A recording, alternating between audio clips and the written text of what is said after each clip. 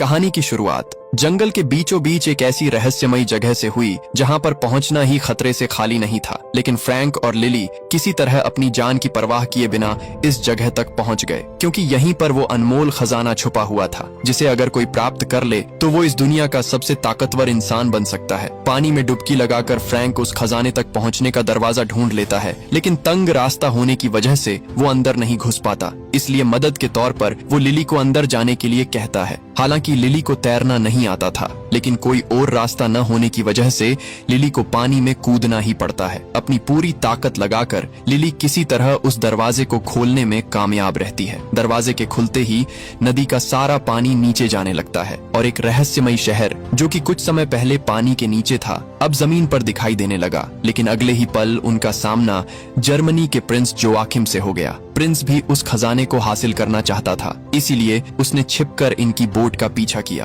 क्योंकि खजाने की एक पंखुड़ी से हर बीमारी का इलाज और किसी भी प्रकार के श्राप को तोड़ा जा सकता था।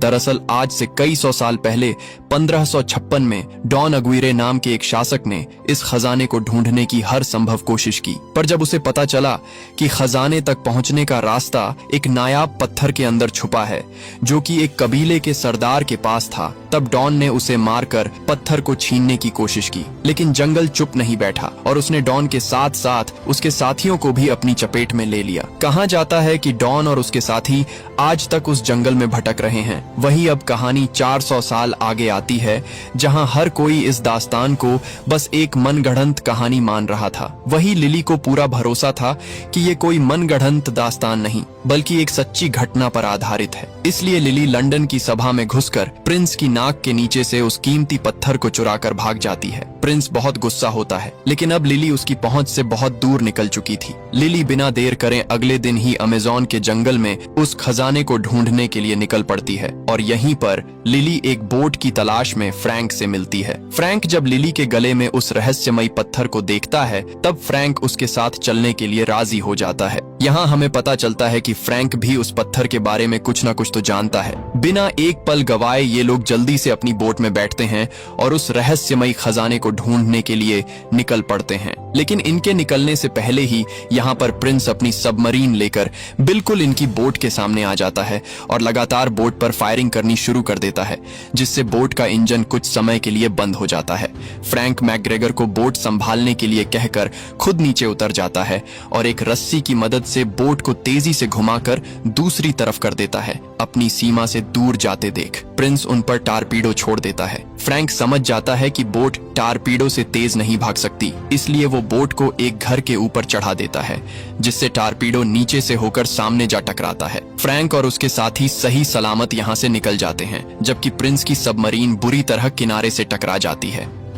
रास्ते में अद्भुत नजारों का आनंद लेते हुए यह लोग उस जगह को ढूंढते हुए आगे बढ़ने लगते हैं। थोड़ी आगे आने के बाद नदी दो रास्तों में बंट जाती है। नक्शे के हिसाब से इन्हें राइट साइड की तरफ से जाना होता है, लेकिन फ्रैंक उस रास्ते से जाने से मना करता है क्योंकि उस तरफ नदी का पानी बहुत तेज गति से बहता है। लेकिन लिली उसे फिर भी उसी रास्ते पर बोट को मोड़ने के लिए कहती है, क्योंकि इस तरफ से खजाने तक जल्दी पहुंचा जा सकता है। फ्रैंक भी उसकी बात मानकर बोट को राइट साइड मोड़ देता है। अब सूरज भी ढलने लगता है, इसलिए फ्रैंक बोट को एक किनारे पर लगा देता है और सभी यहीं पर रात बिताने का फैसला करते हैं। रात को जब सभी बोट पर बैठे होते हैं तभी मैकग्रेगर पर एक जंगली बिल्ली हमला कर देती है, लेकिन फ्रैंक उसे शांत करता है क्योंकि वो फ्रैंक की पालतू थी और अब तक इसी बोट में छुप कर बैठी थी। वहीं दूसरी तरफ प्रिंस उस जगह पर पहुंच जाता है जहां डॉन अग्विरे को आज से कुछ 100 साल पहले सजा मिली थी। प्रिंस जानता था कि नदी के पानी से उन्हें इस बंधन से मुक्त किया जा सकता है, इसलिए वो कुछ पानी की बूंदें डॉन के ऊपर गिराता है। पानी की बूंदें लगते ही पत्थर को चीरकर उसमें से सांप बाहर आने लगते हैं। प्रिंस उनसे बात करता है और कहता है कि वो उन्हें नदी का पानी देगा, बदले में उन्हें उसे जादुई पत्थर लाकर देना होगा जो कि लिली के पास है। अब उस पत्थर की मदद से ही डॉन और उसके साथी इस श्राप से मुक्त हो सकते थे, इसलिए वो प्रिंस की बात मान लेता है और अगले ही पल प्रिंस नदी में एक बड़ा धमाका करके नदी का पानी उन तक पहुंचा देता है। पानी मिलते ही सभी एक एक करके पत्थर की मूर्ति से वापस इंसान बनने लगते हैं। वहीं अगले दिन फ्रैंक और मैकग्रेगर किनारे पर बैठे एक दूसरे से बातें कर रहे होते हैं। तभी लिली लिली बोट के अंदर फ्रैंक के पर्सनल कमरे को तलाशने लगती है और उसे वहाँ कुछ चौंका देने वाली चीजें मिलती हैं। तभी यहाँ पर फ्रैंक आ जाता है। फ्रैंक लिली पर बहुत गुस्सा होता है क्योंकि लिली ने उसका कीमती सामान देख लिया था। दरअसल फ्रैंक भी पिछले कई सालों से उस खजाने को ढूंढने की कोशिश कर रहा था, लेकिन थक हार कर उसने उम्मीद छोड़ दी। लेकिन लिली उसे वो पत्थर दिखाती है जिसकी मदद से उस खजाने को ढूंढा जा सकता था। वही मैकग्रेगर जब बाहर खड़ा होता है तभी उसके पीछे से कोई बेहोशी वाला तीर मारता है जिससे वो वहीं पर बेहोश हो जाता है। लिली और फ्रैंक उसे बचाने के लिए आते हैं, लेकिन आदिवासी उन्हें भी बेहोश कर देते हैं। आदिवासी उन्हें अपने साथ कबीले में ले जाते हैं। यहाँ आदिवासियों का सरदार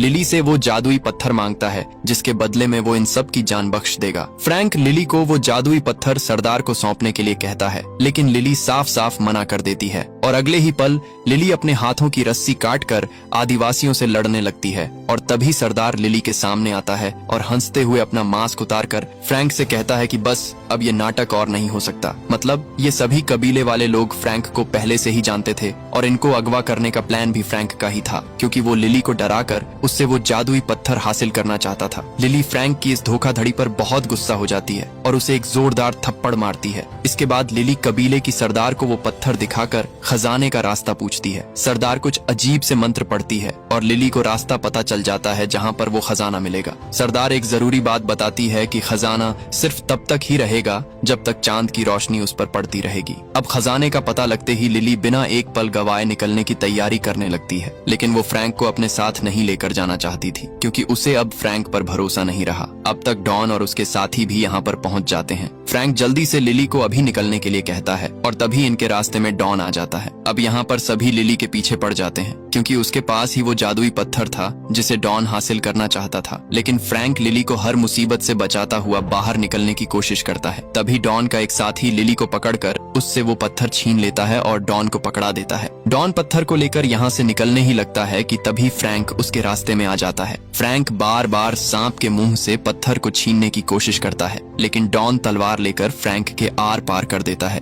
गिरने से पहले फ्रैंक पत्थर को छीन लेता है और नीचे गिरते हुए लिली को पकड़ा देता है। पेड़ों से टकराता हुआ फ्रैंक नीचे नदी में जा गिरता है। अब पत्थर लिली के पास था, इसलिए सरदार लिली को नदी से जितना दूर हो सके उतना दूर भागने के लिए कहती है। लेकिन डॉन और उसके साथी लिली का पीछा नहीं छोड़ते और जैसे ही डॉन लिली से वो पत्थर लेने वाला होता है तभी नदी उन्हें अपनी तरफ खींच लेती है। यहाँ हमें पता चलता है कि श्राप की वजह से डॉन या उसके साथी नदी से दूर नहीं जा सकते, क्योंकि नदी ही उनके लिए जीवित रहने का एकमात्र जरिया है। इसलिए डॉन प्रिंस को लिली की लोकेशन बताने के लिए कहता है, समझ गए ना, युवराज को खबर दो। क्योंकि जमीन पर प्रिंस ही अकेला ऐसा बंदा है जो लिली तक पहुंच सकता है। वहीं अब सुबह भी हो जाती है और लिली अपने साथियों को ढूंढती हुई आगे बढ़ रही होती है। तभी उसे रास्ते में फ्रैंक मिलता है, लेकिन हैरानी की बात ये थी कि तलवार दिल के आर पार होने के बावजूद भी फ्रैंक अभी तक जिंदा था। अब यहाँ पर फ्रैंक सबको अपनी असली सच्चाई बताता है। फ्रैंक बताता है कि वो और डॉन दोनों सौतेले भाई थे। एक दिन डॉन की बेटी की तबीयत अचानक से बहुत खराब हो गई। उसका इलाज सिर्फ चंद्र वृक्ष की पंखुड़ी यानी उसी खजाने से ही किया जा सकता था। इसलिए डॉन फ्रैंक और अपने साथियों के साथ उस पेड़ को खोजने के लिए निकल पड़ा, लेकिन लाख कोशिश के बावजूद भी उन्हें वो पेड़ नहीं मिला और सभी एक एक करके जंगल का शिकार होने लगे। लेकिन तभी उनकी जान उन्हीं कबीले वालों ने बचाई। उनके पास ही वो जादुई पत्थर था। अब डॉन बहुत खुश था क्योंकि उसकी बेटी की जान बच सकती थी। उसने कबीले के सरदार से वो जादुई पत्थर मांगा जो कि उन्हें उस पेड़ तक पहुंचा सकता था, लेकिन सरदार ने उन्हें पत्थर देने से मना कर दिया। गुस्से में आकर डॉन ने कत्लेआम मचा दिया, लेकिन फ्रैंक ने डॉन का साथ देने की बजाय कबीले वालों की रक्षा की। इसलिए डॉन ने फ्रैंक को भी मारने की कोशिश की। कबीले के सरदार ने अपने आखिरी पलों में भी जादुई पत्थर की रक्षा की और डॉन के साथ साथ उसके सभी साथियों को श्राप दिया कि वो इस कायनात के अंत तक कभी भी नदी को छोड़कर नहीं जा सकते। अगर जाने की कोशिश की तो जंगल उन्हें अपनी चपेट में ले लेगा। इसी बीच डॉन फ्रैंक की गद्दारी की वजह से उससे बदला लेना चाहता था, इसलिए वो फ्रैंक को बार बार मार देता। इसी से तंग आकर फ्रैंक ने उन्हें एक गहरे गड्ढे में फंसा दिया। अब नदी का पानी न होने की वजह से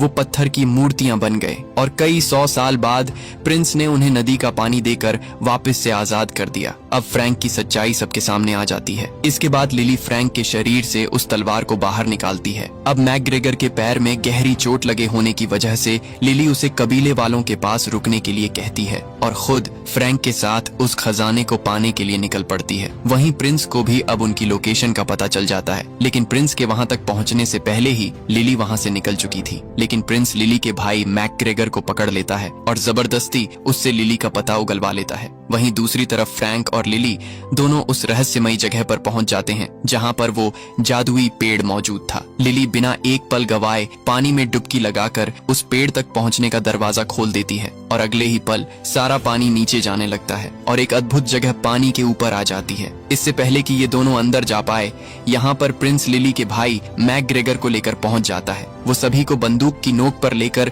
लिली से जादुई पत्थर ले लेता है। इसके बाद प्रिंस फ्रैंक को बोट को अंदर ले जाने के लिए कहता है। अंदर पहुंचते ही वो जादुई पेड़ बिल्कुल इनके सामने था, लेकिन अभी ये पूरी तरह बेजान है। जब चांद बिल्कुल इसके ऊपर होगा तभी उस जादुई पत्थर की मदद से इस पेड़ को वापस जिंदा किया जा सकता है। कुछ ही देर में चांद अपनी जगह पर आने वाला था, इसलिए प्रिंस फ्रैंक और लिली दोनों को जल्दी से पेड़ को जिंदा करने के लिए कहता है। बदले में वो उन्हें भी एक पंखुड़ी देने का वादा करता है। अब चांद भी बिल्कुल ऊपर आ जाता है। फ्रैंक और लिली किसी तरह पहेली को सुलझा लेते हैं और जैसे ही पत्थर अपनी सही जगह पर लगता है, पूरा पेड़ दोबारा से जिंदा होने लगता है और चांद की रोशनी पड़ते ही उस पर जादुई पंखुड़ियां उगनी शुरू हो जाती हैं। अब फ्रैंक और लिली यहाँ पर अपनी चाल चलते हैं। लिली सिपाही की गन लेकर फ्रैंक को गोली मारती है। फ्रैंक तो श्रापित था, इसीलिए वो मर नहीं सकता था, लेकिन फ्रैंक जानबूझकर मरने का नाटक करता है और नीचे नदी में गिर जाता है। इसलिए वादे के मुताबिक अब वो एक पंखुड़ी प्रिंस को लिली को देनी पड़ेगी। वही फ्रैंक बोट के ऊपर चढ़कर एक एक करके सभी सैनिकों को मार गिराता है। लिली भी प्रिंस को चकमा देकर अकेली पेड़ के ऊपर चढ़ जाती है। अब चांद के धीरे धीरे ढलने से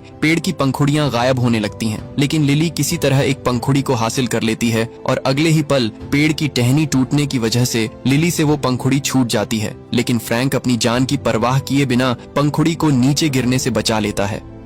अभी खतरा टलता नहीं कि यहाँ पर डॉन अपने साथियों के साथ पहुँच जाता है। सबसे पहले डॉन प्रिंस को मारता है क्योंकि उसने वादा तोड़कर अकेले ही पंखुड़ी को पाना चाहा। इसके बाद डॉन लिली को पकड़ने के लिए भागता है, लेकिन तभी फ्रैंक उसे पंखुड़ी दिखाता है। अब उन्हें इस श्राप से मुक्ति लेने का सिर्फ एक ही जरिया दिखाई दे रहा था, वो जादुई पंखुड़ी। इसलिए बिना वक्त गवाए डॉन बोट की तरफ भागता है और जब वो थैली को खोलकर देखता है तो उसके अंदर पंखुड़ी नहीं होती, क्योंकि फ्रैंक ने पहले ही पंखुड़ी मैकग्रेगर को पकड़ा दी थी और अब फ्रैंक सभी को साथ लेकर सामने वाली दीवार से टकराने वाला था। दीवार से टकराते ही एक भयानक विस्फोट होता है, जिससे नदी का सारा पानी वापस बाहर की तरफ जाने लगता है। अब नदी से दूर होने की वजह से जंगल इन्हें अपनी चपेट में लेने लगता है और सभी एक एक करके पत्थर की मूर्तियां बन जाते हैं। फ्रैंक भी श्रापित था, इसलिए वो भी मूर्ति बन जाता है। अब लिली फ्रैंक के पास आती है। हालांकि उसके पास वो जादुई पंखुड़ी थी, लेकिन उसे अभी पंखुड़ी का इस्तेमाल करना नहीं आता था। लिली एक आखिरी उम्मीद के साथ पंखुड़ी को फ्रैंक के मुंह के अंदर रख देती है, लेकिन पंखुड़ी हवा में कहीं गायब हो जाती है। अब इनकी आखिरी उम्मीद भी खत्म हो जाती है और ये मायूस होकर यहाँ से जाने लगते हैं। लेकिन तभी पीछे से कुछ टूटने की आवाज आती है। वापस जाकर देखने पर पता चलता है कि पंखुड़ी ने अपना असर दिखा दिया और फ्रैंक अब श्राप से मुक्त हो चुका है। सभी एक दूसरे के गले मिलते हैं और यहीं पर ये कहानी खत्म होती है। दोस्तों, अगर वीडियो अच्छी लगी हुई तो चैनल को सब्सक्राइब कर लेना।